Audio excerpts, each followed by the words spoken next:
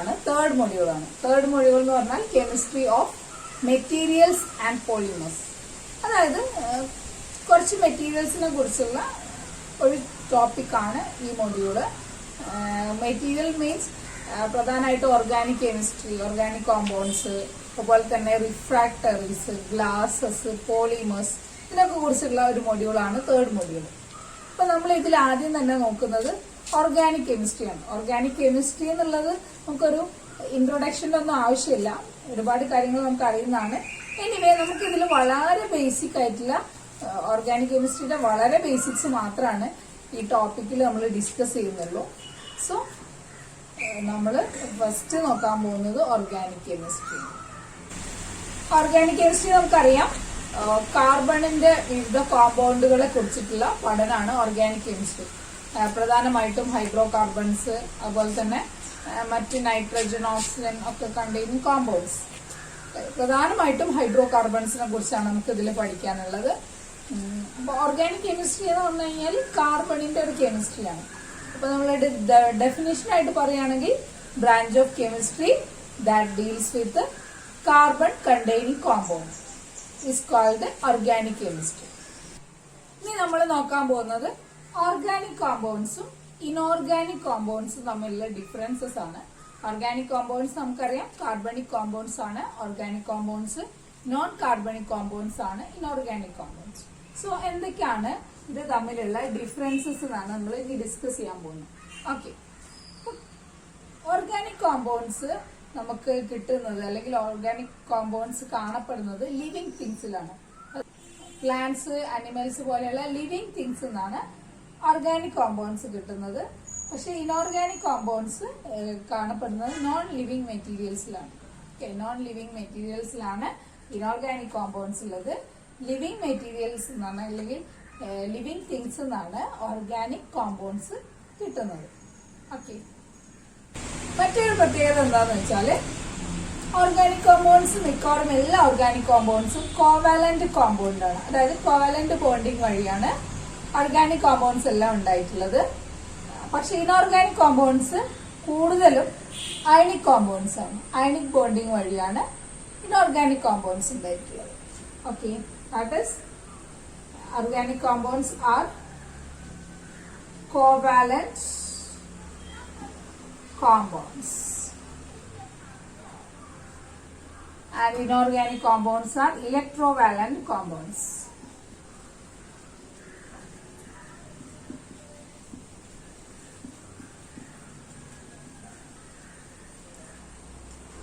വേറൊരു പ്രത്യേകത എന്താണെന്ന് വെച്ചാല് ഓർഗാനിക് കോമ്പൗണ്ട്സ് എല്ലാം ഫ്ലെയിമബിൾ ആണ്, കത്തുന്നതാണ്. അതുപോലെ തന്നെ വോളറ്റൈൽ ആണ്. വോളറ്റൈൽ എന്ന് പറഞ്ഞാൽ നമുക്കറിയാം ഗ്യാഷ്യസ് സ്റ്റേറ്റിലേക്ക് മാറുന്ന സാധനങ്ങൾ. സോ ഓർഗാനിക് കോമ്പൗണ്ട്സ് എല്ലാം വോളറ്റൈലും ആണ്, ഫ്ലെയിമബിളും ആണ്. പക്ഷെ ഇനോർഗാനിക് കോമ്പൗണ്ട്സ് വോളറ്റൈലും അല്ല, ഫ്ലെയിമബിളും ആണ്. അതെ, organic compounds R volatile and flammable. Inorganic compounds are non-volatile and non-flammable. Inorganic compounds are non-volatile and non-flammable. അടുത്ത പോയിന്റ്, ഓർഗാനിക് കോമ്പൗണ്ട്സ് സാധാരണ അങ്ങനെ കെമിക്കൽ റിയാക്ഷനിലൊന്നും പങ്കെടുക്കാറില്ല. പങ്കെടുക്കുകയാണെങ്കിൽ തന്നെ വളരെ സ്ലോ ആയിട്ടുള്ള റിയാക്ഷൻസ് ആണ് ഓർഗാനിക് കോമ്പൗണ്ട്സ് കാണിക്കുന്നത്. പക്ഷെ ഇനോർഗാനിക് കോമ്പൗണ്ട് ഫാസ്റ്റ് റിയാക്ഷൻ കാണിക്കുന്നതാണ്. That is reaction is slow. Reaction is slow. ഇത് ഫാസ്റ്റ് റിയാക്ഷൻ കാണിക്കുന്നു.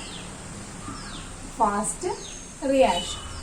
അതുപോലെ തന്നെ സാധാരണ ഓർഗാനിക് കോമ്പൗണ്ട്സ് ഒക്കെ നോൺ കണ്ടക്ടേഴ്സ് ഓഫ് ഇലക്ട്രിസിറ്റി ആണ്. അതായത് ഇലക്ട്രിസിറ്റി കണ്ടക്ട് ചെയ്യാത്ത വസ്തുക്കളാണ് organic compounds. That is non conductors. പക്ഷെ ഇനോർഗാനിക് കോമ്പൗണ്ട്സ് ഫ്യൂസ്ഡ് സ്റ്റേറ്റിലൊക്കെ കണ്ടക്ട് ചെയ്യുന്ന വസ്തുക്കളാണ് inorganic compounds. They conduct in fused or molten state. Fused സ്റ്റേറ്റില് അല്ലെങ്കിൽ മോൾട്ടൺ സ്റ്റേറ്റിൽ കണ്ടക്ട് ചെയ്യുന്ന വസ്തുക്കളാണ് ഇനോർഗാനിക് കോമ്പൗണ്ട്. പിന്നെ ഏറ്റവും പ്രധാനപ്പെട്ട ഒരു കാര്യം എന്ന് പറഞ്ഞു കഴിഞ്ഞാൽ ഓർഗാനിക് കോമ്പൗണ്ട്സിനെ സംബന്ധിച്ച് എർത്തിൽ നമ്മൾക്ക് എക്സിസ്റ്റ് ചെയ്യുന്ന കോമ്പൗണ്ടുകളിൽ 90% കോമ്പൗണ്ടും ഓർഗാനിക് കോമ്പൗണ്ട്സ് ആണ്. ബാക്കി വരുന്ന 10% കോമ്പൗണ്ട് മാത്രമേ ഇനോർഗാനിക് കോമ്പൗണ്ട്സ് വരുന്നുള്ളൂ. Large in number.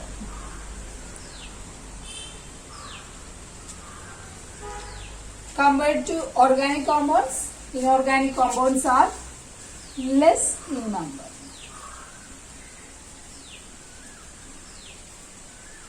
Less in numbers. അപ്പോൾ ഇത്രയാണ് ഓർഗാനിക് കോമ്പൗണ്ട്സും ഇനോർഗാനിക് കോമ്പൗണ്ട്സും തമ്മിലുള്ള ഡിഫറൻസസ്. നമ്മൾ പറഞ്ഞത് organic compounds are found in living things, inorganic compounds found in non living things. And organic compounds R covalent compounds and inorganic compounds are electrovalent compounds. Organic compounds are volatile and flammable, and inorganic compounds are non-volatile and non-flammable.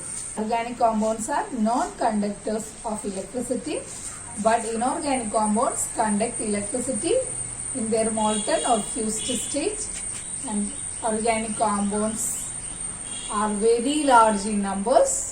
Inorganic compounds are less in numbers. ഇത്രയാണ് organic കോമ്പൗണ്ട്സും inorganic കോമ്പൗണ്ടും തമ്മിലുള്ള differences. നമ്മൾ പറഞ്ഞ എന്താന്ന് വെച്ചാല് നമ്മളിവിടെ എർത്തില് നമ്മൾക്ക് അറിയപ്പെടുന്ന കോമ്പൗണ്ടുകളിൽ 90% കാർബണിന്റെ കോമ്പൗണ്ടാണ്. ബാക്കി വരുന്ന 10% മാത്രമാണ് ബാക്കി ഉള്ള കോമ്പൗണ്ട്സ് വരുന്നത്. കാർബണിന് മാത്രം ഇത്രയധികം കോമ്പൗണ്ടുകൾ ഉണ്ടാക്കാൻ പറ്റിയിട്ടുണ്ടെങ്കിൽ കാർബണിന് മാത്രമായിട്ട് ചില പ്രത്യേകതകൾ ഉള്ളത് കൊണ്ടാണ്. അപ്പൊ എന്തൊക്കെയാണ് കാർബണിന്റേത് മാത്രമായിട്ടുള്ള ഈ പ്രത്യേകതകൾ എന്നാണ് നമ്മൾ നോക്കാൻ പോകുന്നത്. അതായത് കാർബണിന്റെ uniqueness of carbon.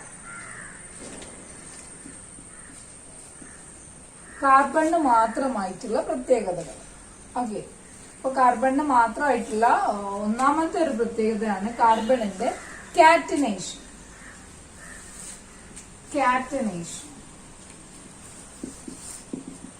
Catenation capacity ഏറ്റവും കൂടുതലുള്ള എലമെന്റ് ആണ് കാർബൺ എന്ന് പറഞ്ഞാൽ.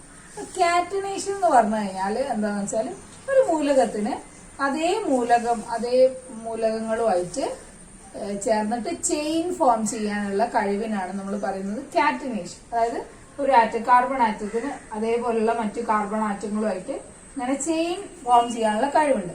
ഓക്കെ, ഇങ്ങനെ ചെയിൻ ഫോം ചെയ്യുന്നത് കൊണ്ട് തന്നെ പലതരത്തിലുള്ള ലോങ് ചെയിൻ, അതുപോലെ തന്നെ ബ്രാഞ്ചഡ് ചെയിൻ, അതുപോലെ റിങ് ഒക്കെ ഫോം ചെയ്യാൻ കാർബണിന് കഴിയും. കാറ്റനേഷൻ ഏറ്റവും കൂടുതലുള്ള മൂലകമാണ് കാർബണ്. അതുകൊണ്ട് തന്നെ മറ്റു മൂലകങ്ങളെ അപേക്ഷിച്ചിട്ട് കാർബണിന് വ്യത്യസ്ത കോമ്പൗണ്ടുകൾ ഉണ്ടാക്കാനുള്ള കഴിവ് കൂടുതലാണ്. ഓക്കെ, അത് catenation. Catenation is the capacity of an element to form chains. Chain form ചെയ്യാനുള്ള കപ്പാസിറ്റി ഏറ്റവും കൂടുതൽ കാർബണാണ്. ഓക്കെ, പിന്നെ രണ്ടാമത്തെ ഒരു പ്രോപ്പർട്ടിയാണ് കാർബൺ ബോണ്ട് സ്ട്രെങ്ത്.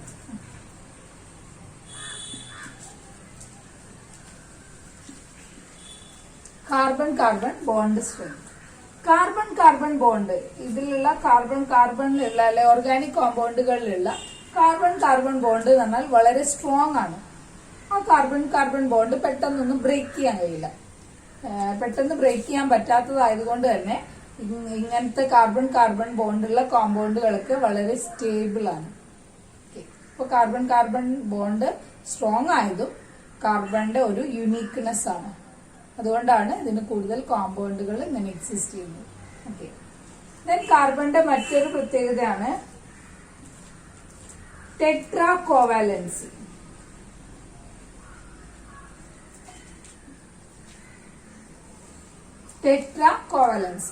അതായത് നമുക്കറിയാം കാർബൺ ആറ്റത്തിന്റെ വാലൻസി 4 അതായത് ഇത് 4 കോവാലന്റ് ബോണ്ട് ഫോം ചെയ്യാൻ കാർബണിന് കഴിയും. ഒരു കാർബൺ ആറ്റത്തിന് 4 ഡിഫറെന്റ് ആറ്റങ്ങളുമായിട്ട് 4 കോവാലന്റ് ബോണ്ട് ഫോം ചെയ്യാൻ പറ്റും. അപ്പോൾ പല രീതിയിലുള്ള പല തരത്തിലുള്ള എലമെന്റുമായിട്ടും ബോണ്ട് ഫോം ചെയ്യുന്നത് കൊണ്ട് തന്നെ വെറൈറ്റി ഓഫ് കോമ്പൗണ്ട്സ് ഉണ്ടാക്കാൻ കാർബണിന് കഴിയും.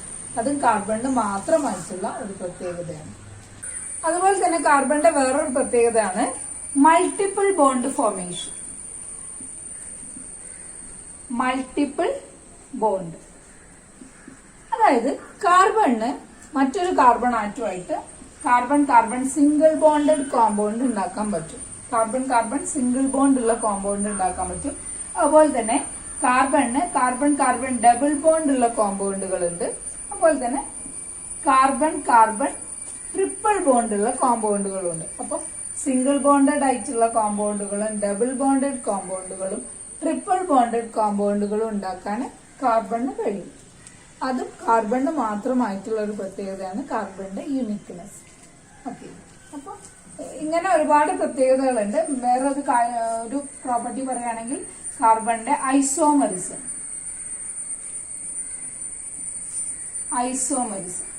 ഐസോമറുകൾ ഉണ്ടാക്കാൻ കാർബണിന് കഴിയും. കാർബൺ കോമ്പൗണ്ടുകളുടെ ഒരു പ്രധാനപ്പെട്ട പ്രത്യേകതയാണ് ഐസോമറിസം. അതായത് ഒരേ മോളിക്കുലാർ ഫോർമുല ആയിരിക്കും, പക്ഷെ ഡിഫറെന്റ് പ്രോപ്പർട്ടി ആയിരിക്കും കോമ്പൗണ്ടുകൾക്ക് ഉണ്ടാവുക.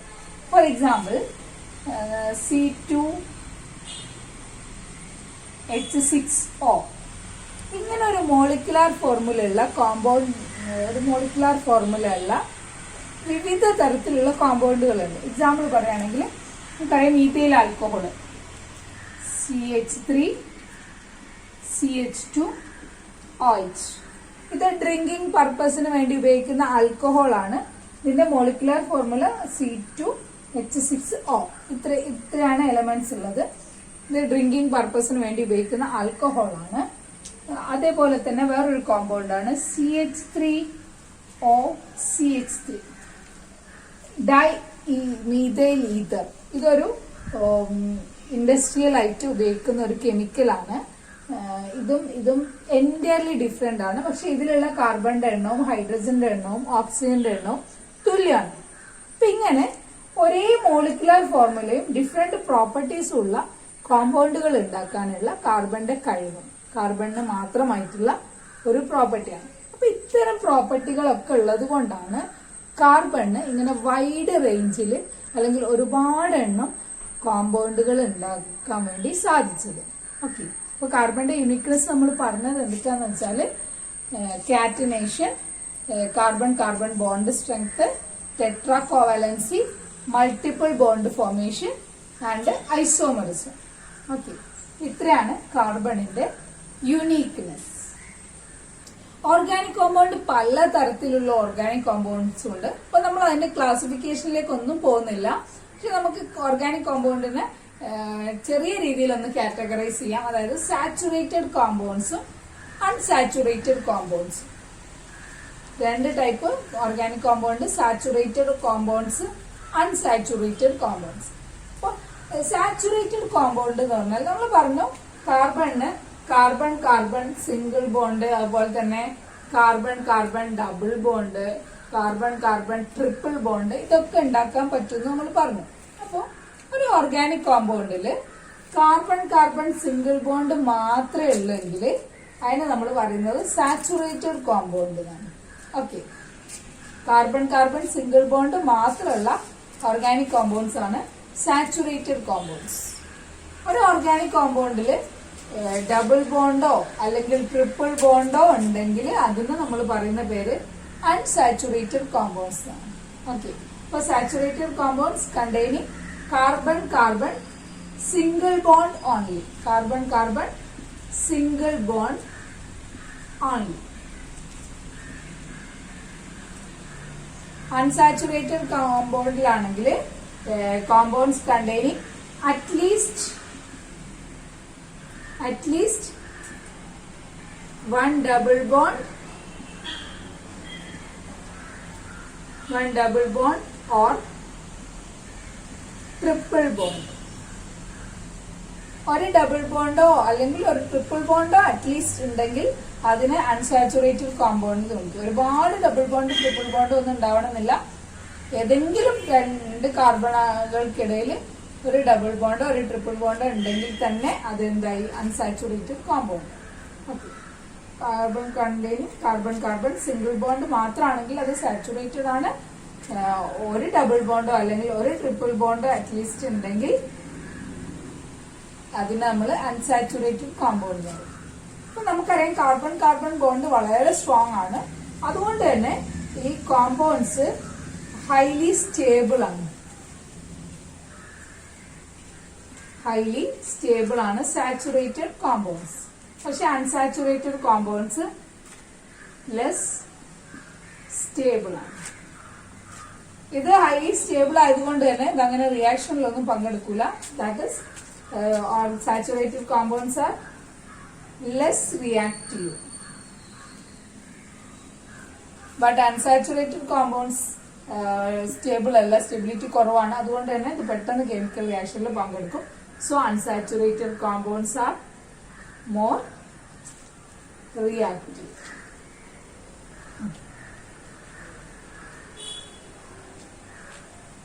ഇനി നമുക്ക് ഓർഗാനിക് സാച്ചുറേറ്റഡ് കോമ്പൗണ്ട്സും അൺസാച്ചുറേറ്റഡ് കോമ്പൗണ്ടും തന്നിട്ടുണ്ടെങ്കിൽ അതിനെ തിരിച്ചറിയാൻ ഡിസ്റ്റിംഗ്വിഷ് ചെയ്യാനുള്ള ചില ടെസ്റ്റുകൾ ഉണ്ട്. അതായത് നമുക്ക് ഒന്നെങ്കിൽ ബ്രോമിൻ വാട്ടർ ഉപയോഗിച്ചിട്ട് ടെസ്റ്റ് ചെയ്യാം. അപ്പോൾ ബ്രോമിൻ വാട്ടർ ഒരു ഓറഞ്ച് യെല്ലോ കളറാണ്. അപ്പോൾ ഓറഞ്ച് യെല്ലോ കളറുള്ള ബ്രോമിൻ വാട്ടർ സാച്ചുറേറ്റഡ് കോമ്പൗണ്ടിലേക്ക് ആഡ് ചെയ്ത് കഴിഞ്ഞാൽ പ്രത്യേകിച്ച് ഒരു ചേഞ്ചും ഉണ്ടാവില്ല. പക്ഷെ അൺസാച്ചുറേറ്റഡിലേക്കാണ് ബ്രോമിൻ വാട്ടർ ആഡ് ചെയ്യുന്നതെങ്കിൽ ബ്രോമിൻ വാട്ടറിന്റെ കളർ ചേഞ്ച് ആവും. ഓക്കെ, അൺസാച്ചുറേറ്റഡ് കോമ്പൗണ്ട് എന്താക്കും, ബ്രോമിൻ വാട്ടറിനെ ഡീകളറൈസ് ചെയ്യും. It decolourises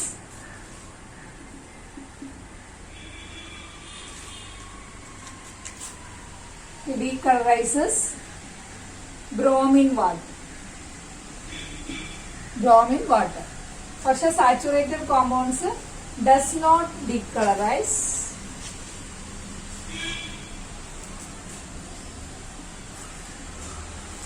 bromine water.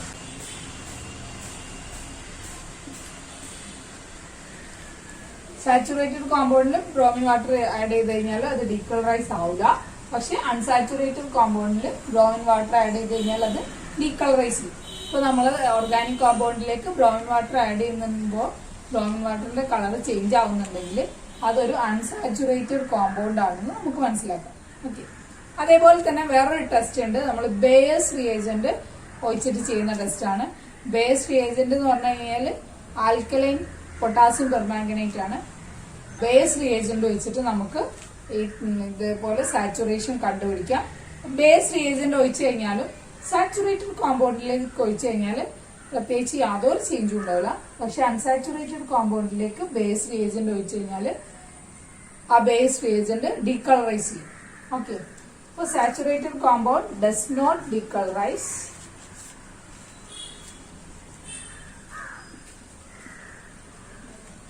Bayer's reagent and unsaturated compound decolorizes. Bayer's reagent.